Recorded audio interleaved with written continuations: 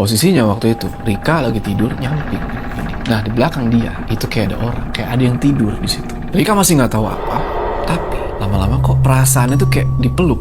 Di situ Rika merem ya. Tapi dia ngerasa tuh kayak ada yang meluk dia dari belakang.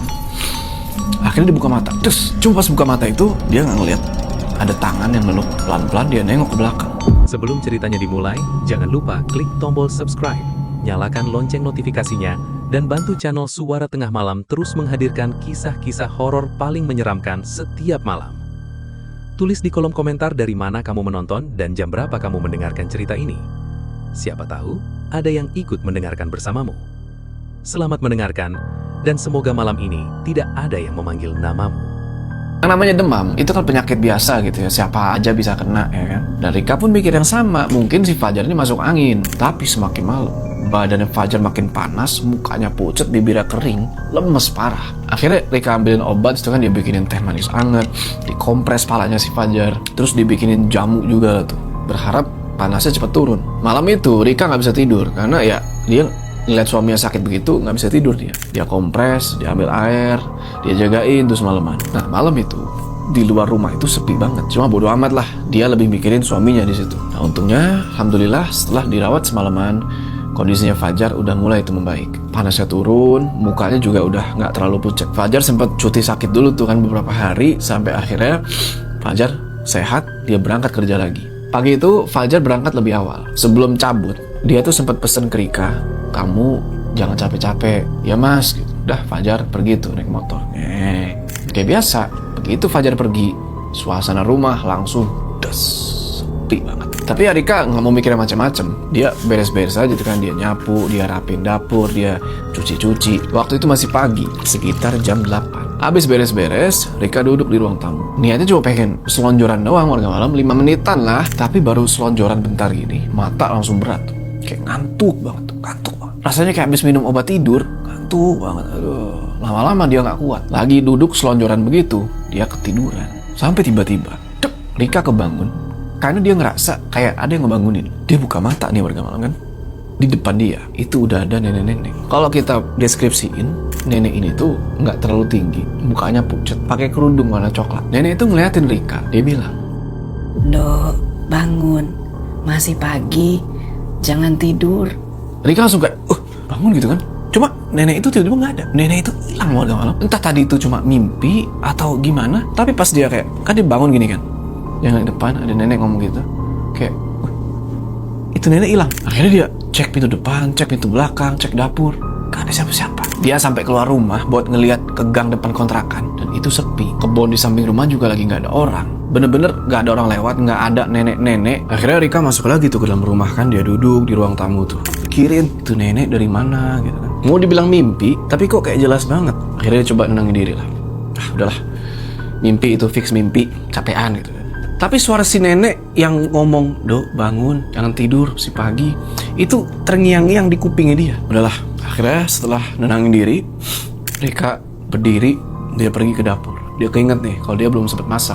Akhirnya dia mulailah nyiapin bahan-bahan kan. Nyalain kompor, ambil panci, motor-motorin bahan, masak seadanya. Tapi baru sebentar di dapur itu, ini perasaan gak enak muncul lagi. Kali ini arahnya tuh dari lorong kecil yang menuju ke kamar mandi. Gue bilang sebelumnya kan, di dekat lorong itu, di dekat kamar mandi itu ada kursi plastik. Kursi yang dari awal itu selalu bikin Rika nggak nyaman, kayak dia ngerasa ada orang duduk di situ. Rika cek lah ke arah situ kan, kosong, nggak ada siapa-siapa.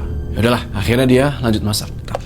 Tapi beberapa menit kemudian muncul lagi perasaan itu. Kayak ada yang lagi duduk di kursi itu sambil merhatiin dia. Rika cek lagi kan, tuh, masih sama. Kosong, gak ada siapa-siapa, cuma kursi plastik doang di lorong gitu, di dekat pintu kamar mandi. Yaudahlah, lanjut lagi masak sampai masakan itu matang. Habis itu dia keluar dari dapur. Nih si Fajar udah masuk si pagi lagi nih ya. Nah sore itu si Fajar belum pulang. Dan gak tahu kenapa di ruang tengah itu auranya beda. Mau maghrib kan, mau nyalain lampu, tapi Rika itu kayak berat gitu, kayak mager banget. Cuma kalau dibiarin gelap, nih mau maghrib nih, ya kan? Ya udahlah, akhirnya dia paksain buat nyalain lampu. Nyalain lampunya, nyala, terus lampunya flicker, kedip sekali, 2 kali. Rika cuma diem aja tuh. Ini lampu mau mati apa gimana? Tapi cahayanya masih terang. Kalau lampu mau mati kan, ya udah remang-remang itu redup kan warga malam, masih terang. Akhirnya udahlah matiin aja, cetek, bodo amat, gelap gitu kan, daripada flickering kayak begitu kesannya jadi horor. Akhirnya Rika keluar tuh, duduk di teras depan nungguin suaminya balik. Singkat cerita, pulanglah di Fajar kan, kedengeran tuh suara motornya dari ujung gang. Parkir Fajar, dia bingung ngelihat istrinya duduk di teras. Loh, kenapa kok di luar? Udah mau maghrib. Rika bingung nih mau jawab apa. Dia mau cerita tapi takut nanti Fajar kepikiran, dia nggak bisa kerja atau apa. Mau bilang nggak ada apa-apa, tapi ini udah parah warga malam. Dan kelihatan dari mukanya Rika, muka dia itu pucat. Akhirnya Rika bilang aja, ya di dalam gerah mas, kayaknya beli AC dong. Si Fajar nggak banyak tanya. Ya udahlah, mungkin dia juga capek habis kerja gitu kan, nggak mau terlalu banyak ngobrol dulu. Masuklah mereka. Fajar nyalain tuh, cetak lampu tengah, dan lampunya itu normal, nggak flickering kayak tadi si Rika nyalain, normal nyala terus. Oke, lama Rika ngerasa, wah nih rumah ganggunya milih-milih nih. Kalau Fajar ada, semuanya tuh biasa-biasa aja. Tapi kalau Fajar udah pergi sendirian, Rika di rumah itu barulah datang gangguan-gangguan itu. Malamnya Rika nggak cerita banyak tuh. Dia cuma cerita soal lampu yang berkedip. Katanya mungkin udah mau diganti kali tuh mas. Fajar tahu kalau nggak cuma sekedar itu, tapi dia nggak mau maksa istrinya cerita gitu. Dia cuma nenangin aja tuh. Yaudah, kalau besok ada apa-apa, pokoknya langsung kabarin. Ya, jangan dipendam sendiri. Rika, ya, iya mas ya. Tapi ya di sisi lain Rika bingung lah, masa ya setiap kali diganggu telepon suaminya, ngeganggu suaminya kerja gitu kan. Yaudah. Nah, besok paginya Rika bangun tuh. Wah, kepala itu sakit banget warga, sakit banget. Awalnya dia pikir ini cuma sakit kepala pusing biasa, tapi itu makin lama, sakitnya makin jadi. Rasa itu kayak kepala di bener-bener puyeng. Rika bilang, mas, kepalaku kok sakit banget ya. Fajar lihat di situ mukanya Rika udah pucat, tangannya gemeteran, matanya udah berair gitu ya, mungkin karena nahan sakit. Fajar panik. Fajar langsung buru-buru tuh, dia buka gorden, niatnya supaya kamar itu agak terang. Tapi begitu cahaya matahari masuk, Rika langsung, mas, jangan mas, sakit mas. Akhirnya tutup lagi gordennya. Di situ Fajar bingung, ini mau dibawa berobat, Rika kayaknya nggak kuat tim buat diajak jalan gitu kan. Cuma mau didiemin doang, gimana? Sampai akhirnya Fajar keinget, ada satu benda yang dia simpen di tasnya, garam. Katanya sih dari guru ngajinya. Karena ternyata beberapa di sebelumnya Fajar tuh sempat cerita sedikit soal rumah kontrakan baru dia itu ke guru ngajinya. Nah, dari situ gurunya ini ngasih garam buat jaga-jaga katanya. Makanya pagi itu garamnya masih ada di tasnya Fajar. Fajar langsung ambil gelas, dia isi air, dia campur sedikit pakai garam itu, dia bacain ayat sebisanya. Habis itu dia kasih tuh gelasnya ke Rika. Nih, minum dulu pelan-pelan. Bismillah. Rika minum. Sakitnya sih nggak langsung hilang. Cuma ya pelan-pelan dia mulai tenang, napasnya lebih teratur. Tapi Fajar tetap gelisah karena dari tadi itu ada sesuatu yang Rika sendiri nggak sadar. Yang Rika tahu dia itu kepalanya sakit banget sampai dia nangis di situ. Tapi Fajar ngelihat lebih dari itu. Apa sebenarnya? Keterima terus. Nah, setelah diminumin air garam itu, dan setelah Rika agak tenang gitu, dia udah kuat berdiri, Fajar ajaklah dia ke klinik. Klinik yuk, nggak enak nih lihat kamu kayak gini terus. Ya udah, dibawalah Rika tuh ke klinik terdekat. Sorry, bukan klinik Tongfang. Gue tahu mujarab tapi bukan ke situ. Nah, sepanjang jalan ke klinik, Rika tuh lebih banyak diem. Kepalanya masih nyeri, badannya masih lemes. Singkat cerita, diperiksa di klinik, dokter bilang, capean kali gitu kan. Udah dikasih obat doang, obat pereda rasa sakit kepala. Udah disuruh pulang habis itu. Nah, pulang dari klinik, duduklah mereka nih di ruang tamu. Fajar duduk tuh di sebelahnya Rika. Dari tadi tuh udah kayak mau ngomong warga malam, tapi kayak selalu ditahan sampai akhirnya Fajar ngeberanin diri buat ngomong nih. Dek, Kenapa mas? tadi pagi kamu itu nggak cuma nangis loh. Maksudnya? Kamu tuh teriak-teriak. Teriak mas? Iya, bukan teriak kayak orang sakit biasa. Kamu itu kayak nggak sadar. Rika jujur, dia nggak inget bagian dia teriak-teriak. Yang dia tahu, dia tuh cuma meringis sambil megangin kepala kayak Aku nggak inget mas. Makanya itu aku takut. Kalau Fajar udah sampai ngomong kayak begitu, wah ini berarti udah kagak bener nih ini rumah nih. Dan akhirnya Fajar sambil megang tangan Rika, dia bilang begini, kita mending jangan di sini dulu dek. Maksudnya? Kita ke rumah orang tua aku aja dulu, beberapa hari aja. Aku nggak mau kamu kenapa-napa di sini. Rika nggak banyak protes karena jujur aja dia sendiri pun ada perasaan pengen cabut dari rumah itu karena udah banyak kejadian-kejadian yang kagak bisa dijelasin dengan nalar di situ. Hari itu juga mereka mulai tuh beres-beres, nggak banyak yang dibawa, cuma pakaian secukupnya, obat, dompet, sama ya barang-barang penting lainnya lah. Pakai HP gitu ya. Rika masukin baju untuk ke tas. Sambil masih lemes tuh dia packing. Fajar bolak-balik ngecek pintu, ngecek jendela udah pada rapet belum. Sama mastiin barang-barang kecil yang penting tuh jangan sampai ketinggalan. Setelah packing selesai, keluarlah mereka dari kontrakan itu kan. Nggak lupa kunci pintu dulu. Ngungsi dulu nih ya mereka. Sebelum naik ke atas motor, Rika sempet nengok, ngeliat ke arah rumah kontrakan itu lagi. Dari luar, rumah kontrakan itu kelihatan biasa aja. Rumah sederhana, di dalam gang gitu ya. Tapi Rika tahu, di dalam sana itu ada sesuatu yang belum dijelasin nih. Singkat cerita, Fajar nyalain motor. Yuk, jalanlah mereka. Jujur, diajak ngungsi sama si Fajar, Rika agak lega di situ. Nah, selama beberapa hari di rumah mertua, kondisi Rika alhamdulillah mulai membaik. Tidurnya lebih enak, kepalanya nggak seberat kemarin. Fajar juga kelihatan lebih tenang di situ. Mereka nggak ada tuh bahas-bahas kontrakan sama orang tua gitu kan. Tapi masalahnya, barang-barang mereka kebanyakan masih ada di sana. Pakaian belum semua dibawa. Uang celengannya Rika, ya, dia suka nabung di celengannya itu, masih disimpan di kontrakan itu. Ya mau nggak mau, mereka harus balik. Nah, sekitar seminggu mereka ngungsi nih di rumah mertua gitu ya. Fajar sama Rika akhirnya balik lagi ke kontrakan itu. Bukan buat balik tinggal di situ warga malam, tapi buat ambil-ambil barang, ngecek-ngecekin rumah gitu ya. Udah, pergi. Sebelum berangkat, Fajar sempat bilang, "Dah, kalau kamu belum siap kesana lagi, udah biar aku aja sendiri. Ntar gampang lah bolak-balik, nggak apa-apa." Tapi kata Rika, "Udah mas, nggak apa-apa, biar sekalian, biar cepet selesai." Udah, akhirnya berangkat mereka. Dan makin deket ke gang kontrakan itu, Rika mulai merinding lagi tuh. Padahal ini belum masuk ke dalam rumah, baru lihat jalan menuju ke gang aja. Pokoknya perasaan Rika udah nggak enak di situ. Begitu sampai depan rumah, Fajar turun duluan kan. Rika ngikut dari belakang. Dari luar, kayak nggak ada yang berubah. Ya iyalah, cuma seminggu doang gitu ditinggal. Kecuali 10 tahun udah ambruk itu rumah mungkin. Masih biasa aja jadi rumah itu. Keluarin kunci, Fajar buka pintu, cekrek. Nah, di sini Pak yang merinding, Pak.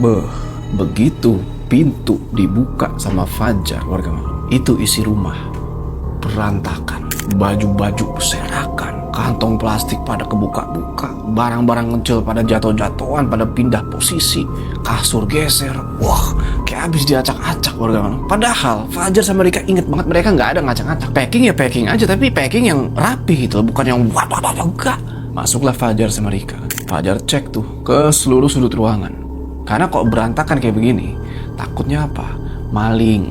Tuh, maling. Kita nggak ngomongin setan dulu warga malam. Maling.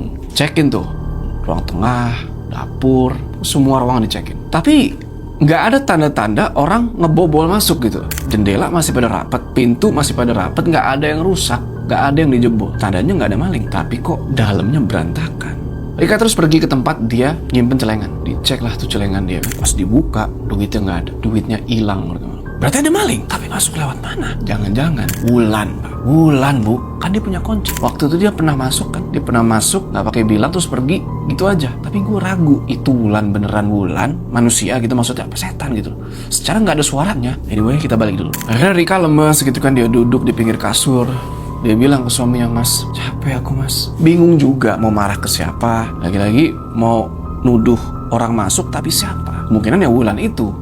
Cuma gue gak tahu. Kalau maling gak mungkin karena gak ada yang jebol. Oke, tapi gini, kalau emang Wulan gitu ya, Wulan yang masuk gitu, kenapa mesti ngacak-ngacak yang lain? Kenapa plastik diacak-acak, kardus diacak-acak, barang-barang pada dijatuhin, ngapain? Langsung aja dia cek lemari, dia ambil itu celengan, selesai urusan. Akhirnya Fajar duduk di samping Rika, dia bilang, "Dek, kita pindah.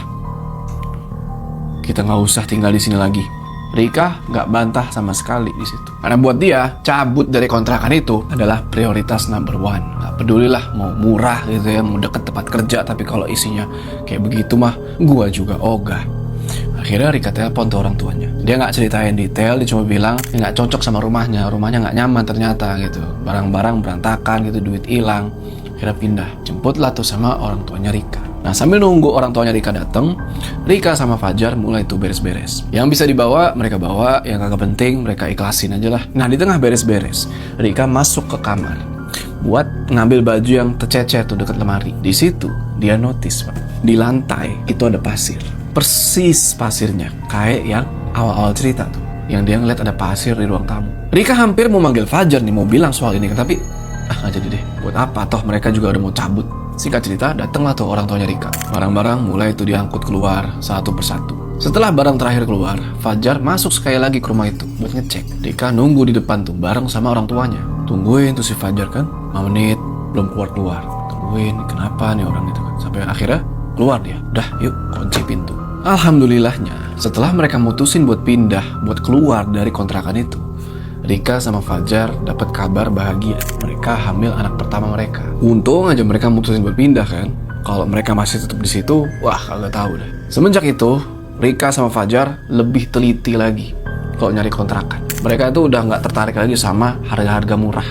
Harga murah yang nggak masuk akal gitu lah warga malam. Sama lokasi deket tempat kerja tapi murah gitu kan. Wah nggak dia, mereka nggak percaya. Mereka pokoknya mau bener-bener dapet kontrakan yang aman lah gitu ya. Apalagi sekarang udah punya anak.